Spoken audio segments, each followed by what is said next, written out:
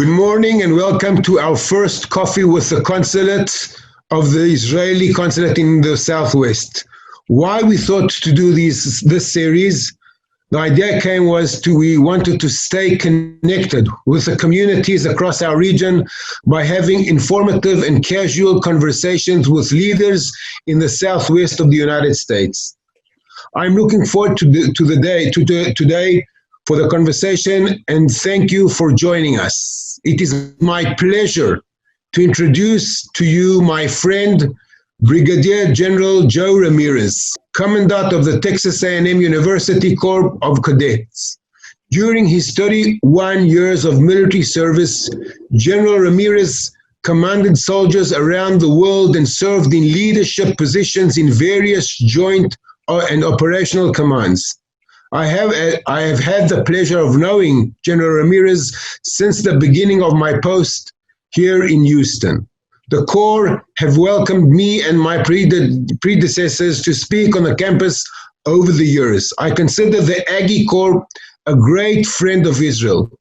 We are also joined by Aaron Howard, staff writer at the Jewish Herald Voice, who will be moderating today's discussion. But before everything else, before I pass it over to Aaron, I must ask the most important question of the day. How do you guys take your coffee? Please, General Ramirez. Well, good morning, Gilad, and it's my pleasure and honor to be here with you today, as always. I love my coffee. I drink a lot of coffee. Now, you can imagine being a military officer, and I drink it black. When I first started drinking, I knew it. When I first started drinking coffee, we didn't have a lot of amenities, and many times when I've been deployed, we didn't have a lot of amenities. So I drink it black, and that's the way I like it. That's great. So lechaim to you all. Howard, Aaron, how do you drink your coffee? No sugar. Milk, no sugar. Well, I drink it with sugar, with milk, and cold coffee. Lechaim. Lechaim. So, General Ramirez, we know how you drink your coffee. What gets you started and energized in the morning? Do you have a special routine? Well, I'm a career military guy, and even though I am retired now as the Commandant of the Corps, I still do a lot of PT. So I enjoy getting up in the morning and doing some sort of PT, whether it's a run, whether it's I get on the elliptical, or whether I throw some weights around a little bit. I try to get physically active first thing in the morning. That gets the blood flowing, the endorphins flowing, and that normally is probably the best way for me to start my day. Consul General, do you have a special routine you start in the morning? Well, as an observant Jew, I start my day always with going to the prayer, and after that I jog for around an hour. I hate jogging, but it's healthy, and I got to the age that I have to start doing it. So I do that, and after I jog, I start my day, and I feel much better after my jogging. General Ramirez, is there a one word that best describes your leadership style? If I had to break it down to one word, I'd say collegial. Obviously, my leadership changed over the years in the military, but now I have a more of a collegial approach. I deal with, I'm in academia now, so I deal with a lot of staff that are both military and civilian. And so it's more of a collaborative, collegial approach to how I do things now. Consul General, what about you? Is there a word that describes your leadership style? I believe one word is truth. I believe in truth. I think that truth is the most important thing for a leader. For everyone, but especially a leader, he has to be faithful to his beliefs, and he has to say the truth always, even if it doesn't suit the agenda that is on his table. General Ramirez, who is your personal inspiration? Well, I've had many throughout the years, but probably the one that had the biggest impact on my life was my father. He died recently, a couple of months ago, actually, but he was a career serviceman, 22 years in the Army, but he joined the Army at age 18, went to Korea with the United States Army, was shot 5 times and was taken prisoner of war by the Chinese, spent 33 months as a prisoner of war, and still served our country for 22 years after that. He was probably the biggest inspiration in my life. Consul General, what about you? Well, the truth is, I'll say the same answer. My dad passed away just 5 weeks ago. He was, I think, the most cleverest person I have got to know, and he made me who I am in every aspect, in every aspect of my life. He was very proud of my position here as the Consul General. And after he's passing away, I'm thinking of him, and I know that doing what I'm doing, it makes him proud. General Ramirez, if you could look forward into the future, where do you see yourself 10 years from now? 10 years from now, I hope to be retired. Don't forget about retiring. Don't retire.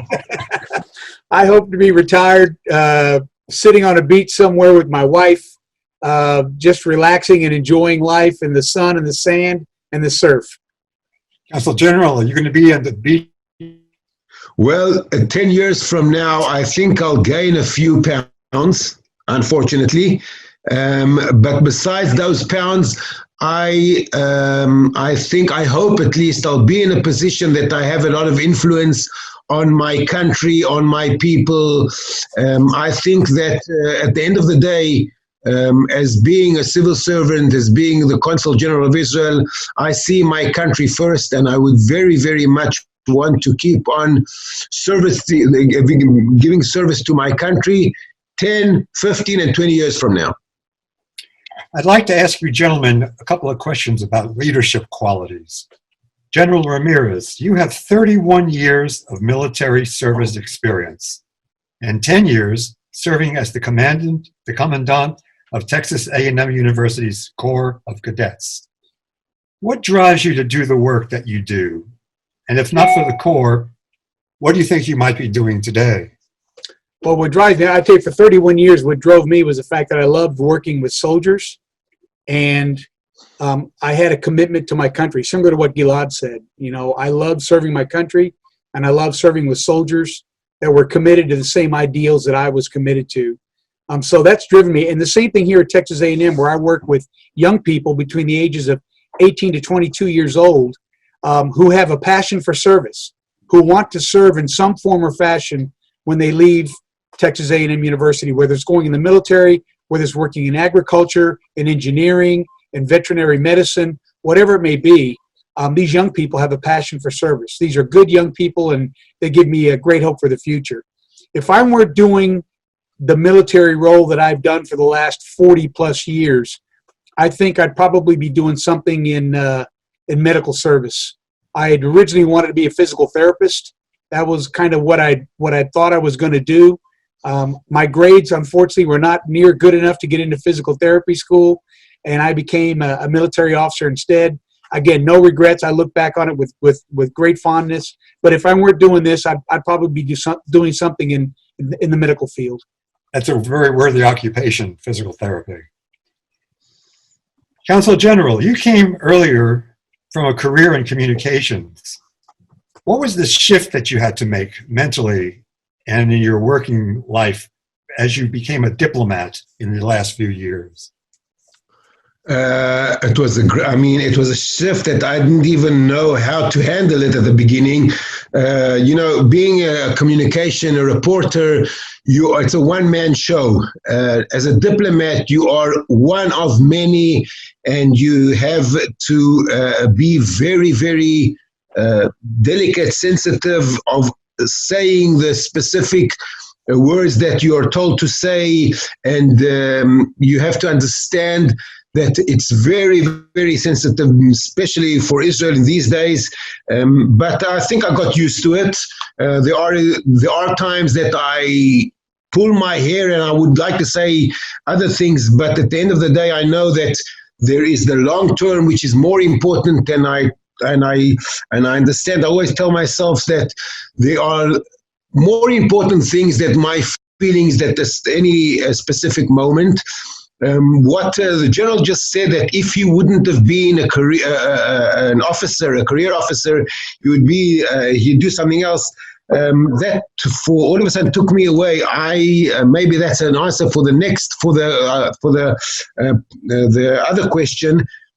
I hope that after I finish my career as a civil servant, I have a dream of being a principal in a school, in education, because I think that the most important thing, as the general says, is to make a difference for the young generation. The young generation in 20 years from now will be the leaders of our world, and today they are experiencing the education that we are giving them, and that is something that is very important. So maybe one day I'll also become an education person, a principal or something like that. That is something that I'll always thought of doing. Maybe it'll happen when I retire. I want to switch topics a little bit right now and talk about the unique relationship between Texas and Israel. General Ramirez, you led the first ever Corps of Cadets trip to Israel. In fact, this was the first time ever that college undergraduates visited Israel on an official Texas A&M University program. And you've played a key role in furthering Texas A&M University-Israeli relationships. What drives your support, and what were the reasons for choosing Israel as the trip destination for the Corps? And also, what were some of the takeaways from the trip that you made? What did you bring back, and what changed? How did your mind change after that experience? Sure. Well, first off, my last job that I did in the United States Army was I was the Deputy Director of Strategy, Plans, and Policy for U.S. European Command. And one of the countries in our area of responsibility was Israel. So I had the opportunity to work in Israel quite often with the Israeli Defense Force in a wide variety of fields. And it was fascinating to me to be in Israel. But more importantly, it gave me the perspective of why Israel is so strategically important to the United States. So when I came to Texas A&M University, I started a program called the Corps Global Leadership Initiative. And it was designed to get as many cadets abroad as possible so they could get out in the world and see the world from a different perspective. Go out there and visit countries and learn about the four elements of national power: diplomacy, information, military, and economics, and find out how we, the United States, use those elements in that country and how that country in turn uses those elements within their own borders, and the importance of those countries to the United States. So as we began this program, we looked at various countries to take cadets to. One of the ones that came to mind immediately was Israel. And I said, there's probably no more important country to the United States than the state of Israel. And so as we started planning for this, one of the countries that I put to the very top of the list was Israel, because I wanted our cadets to go and see Israel and the importance of that country and where it sits in the Middle East, and the strategic importance to the United States and to that region of the world. And I wanted cadets to go and understand that and see the perspective of Israel and why Israel is important to us and why Israel does what they do every day from those four elements of national power. And I will tell you, it was fascinating. I think of all the trips we've taken, we got the most feedback on the one to Israel from the cadets. Many of the cadets from a variety of backgrounds, a variety of religions, came away with a whole different perspective on why that country is important and why they do what they do strategically. It was incredible to listen to the outbrief from the cadets, many of whom said, I want to go back now. I want to go back to Israel and learn more. These are 2-week excursions, and they were very, very important and very impactful. But now I have many cadets that are returning because they want to learn more and they want to become part of the solution to the many complex issues that face that part of the world as a result of that one trip, which for me was huge. It was a life-changing event for many of them. Do you have a particular experience or anecdote that you could relate to us that happened on the trip? Yeah, what was interesting was one of the people and again, we met people from every aspect of the four elements of national power. So, for example, we got a chance to visit the U.S. Embassy and visit with the ambassador. We got a chance to visit media sources in Israel. We got a chance to visit military bases in Israel, and we got a chance to visit many of the startup companies in Israel from an economic perspective. But we also got a chance to meet a member of the Knesset who had been a U.S. citizen. He was Jewish by birth, and he grew up in Maryland, but he would go to Israel because that was the home of his family. And he talked about his experience in becoming a member of the Knesset and the fact that to do so, he had to basically renounce his U.S. citizenship to become an Israeli citizen, and the difficulty that caused for him and his family to do that, and how he struggled with that. But yet for him, it was one of the most profound decisions he made in his life, and he fully understood what an impact he was having now in the state of Israel, the birthplace of his parents, and how satisfying that was for him to be a part of that, and to see the dynamics that go on within the Knesset, much like our Congress. And that was profound. I mean, our cadets came away from that with, wow, would I be able to make that kind of a decision myself if I were faced with those kind of circumstances? That's one that stands out to me and definitely stood out to our cadets. From your position as a diplomat, a member of the Diplomatic Corps, Mr. Consulate General, why is the Texas-Israel relationship important, specifically at Texas A&M? There's some very interesting relationships that have been forged. For example, the Texas A&M University of Haifa Mediterranean Research Facility Initiative. Well, before answering the question, I have to say that what General Dev just said is on a personal basis. It's moving, it's touching, it's understanding that even though there's this very small pond that separates us, Israel, from the United States, we share the same values and we believe in the same beliefs, and that is why we are the Israeli society, and Israel as a state, and America and the American society, we are allies, and this is something that we do not take for granted. Now, if I'd I'll focus on Texas. The truth of the matter is that the first time I arrived, I have been to Texas was only when I started my tenure on August 2017, a little more than 3 years ago. Before that, I've never been to the Southwest, and the truth is that on a regular year, forget the COVID, but on a regular year, around almost 1 million Israelis visit the United States. Less than 5% of the Israelis find themselves at the end of the day here in the Southwest, and this is something that unfortunately Israelis just don't understand. They've never been here. They don't know the people. It's different, and I hope that now next year there'll be a direct flight from Dallas to Tel Aviv. I hope that will not only make it easier for people to come, Israelis and Americans, from each other, but I hope that we will literally make Texas closer to Israel and Israel closer to Texas. And if we'll focus on Texas A&M, you just mentioned that project. I think that Israel and Texas, even though Texas is 33 times bigger than Israel, at the end of the day, we are a little similar. We have our ocean, the Mediterranean, as the the Mexican Gulf here in the Texas. We have a lot of sun in Israel, just like here in Texas.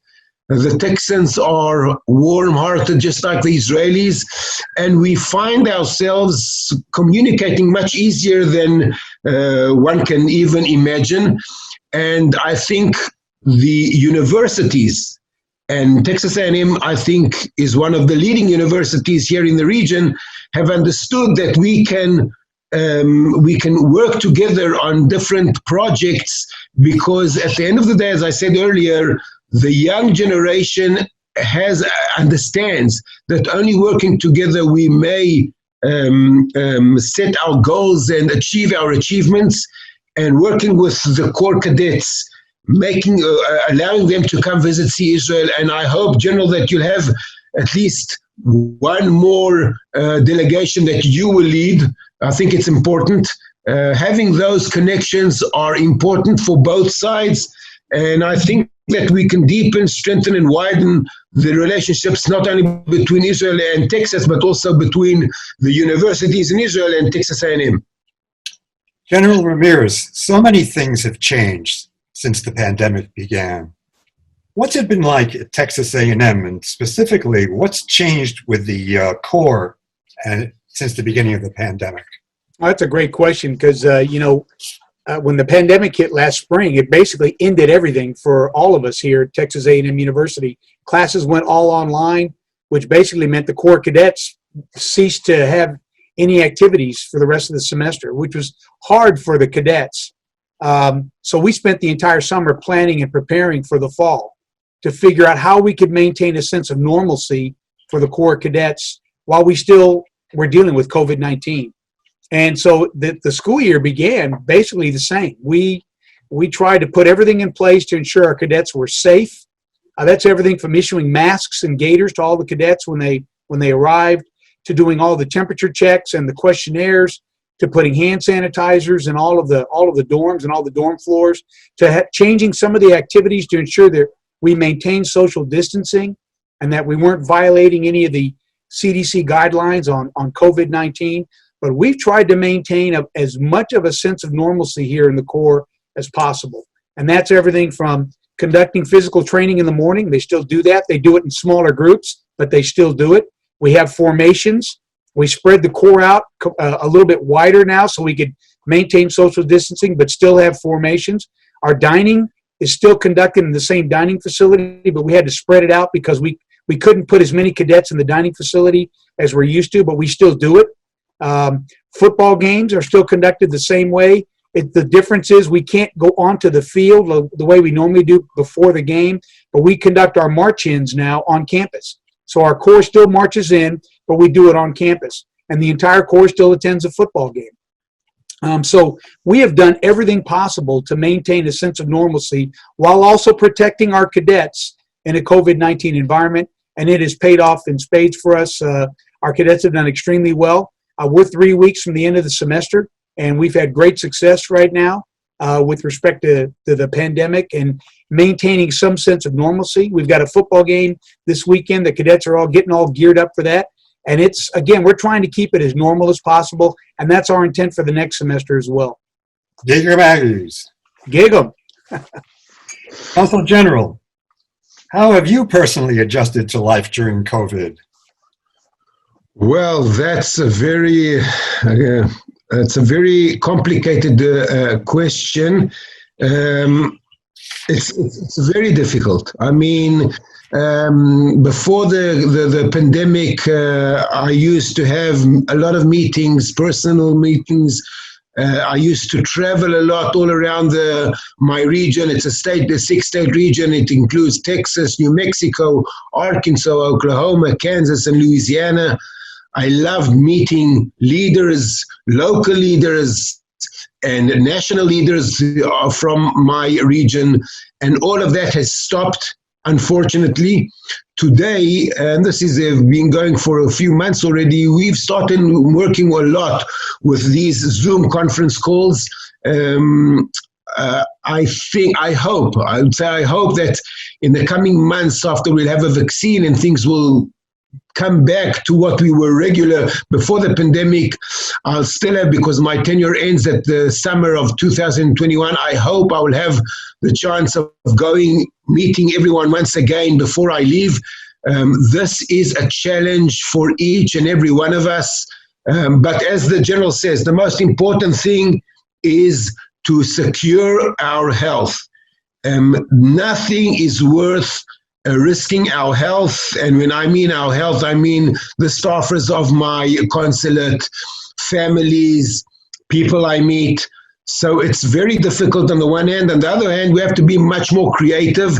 For instance, this initiative of Coffee with the Consulate, and I would like to take the opportunity to thank General once again. He is our first, and I would say my personal friend that is taking part in this initiative. this is just one kind of many other initiatives that we're trying to do. So we're getting used to the pandemic, unfortunately, but we still are looking in the long term to see when and how we can keep on improving so that we can work and do our diplomatic job as best as possible. To your question, I have to say this, that I truly think that